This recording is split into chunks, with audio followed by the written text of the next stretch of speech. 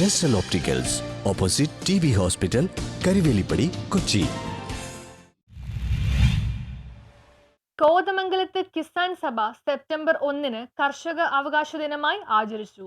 വില കുറയ്ക്കുക, കാർഷിക കടം എഴുതിത്തള്ളുക, ഇന്ത്യ-US സ്വാതന്ത്ര്യ വ്യാപാര കരാർ ഒപ്പിടാതിരിക്കുക, കർഷകർക്ക് പ്രതിമാസ പെൻഷൻ 10,000 രൂപയാക്കുക, മിനിമം സപ്പോർട്ട് പ്രൈസ് നടപ്പിലാക്കുക, കാർഷിക യന്ത്രങ്ങളുടെ സബ്സിഡി പുനഃസ്ഥാപിക്കുക, കാർഷിക യന്ത്രങ്ങളുടെ മേൽ കേന്ദ്ര ഗതാഗത വകുപ്പ് നടപ്പിലാക്കാൻ പോകുന്ന അനാവശ്യ ഭേദഗതികൾ ഉപേക്ഷിക്കുക എന്നീ മുദ്രാവാക്യമുയർത്തി അഖിലേന്ത്യാ കിസാൻ സഭ ദേശീയ കൗൺസിലിന്റെ ആഹ്വാനപ്രകാരം സംസ്ഥാനത്തൊട്ടാകെ നടത്തിയ ക്യാമ്പയിന്റെ ഭാഗമായി കോതമംഗലം നിയോജക മണ്ഡലം കമ്മിറ്റിയുടെ ആഭിമുഖ്യത്തിൽ വാരപ്പെട്ടി ടെലിഫോൺ എക്സ്ചേഞ്ചിന്റെ മുന്നിൽ ധർണ നടത്തി.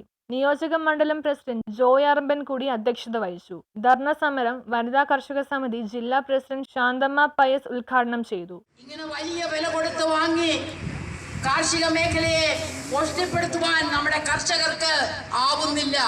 അവൻ കടക്കണിയിലേക്ക് മാറുകയാണ്. പ്രകൃതിയെ മാത്രം ആശ്രയിച്ചുകൊണ്ട് കാർഷിക വേലയെ എടുത്തിരുന്ന കർഷകർക്ക് ഇന്ന് പ്രകൃതിയിൽ നിന്നും തിരിച്ചടികൾ നേരിടുമ്പോൾ അവനെ സഹായിക്കുവാൻ സബ്സിഡി കൊടുക്കുക, ഉൽപ്പന്നങ്ങൾക്ക് താങ്ങുവില നൽകി അത് ശേഖരിക്കാൻ തയ്യാറാക്കുക, അങ്ങനെ ഒരു മിനിമം സപ്പോർട്ട് എന്ന രീതി സർക്കാർ അവലംബിച്ചേ പറ്റൂ.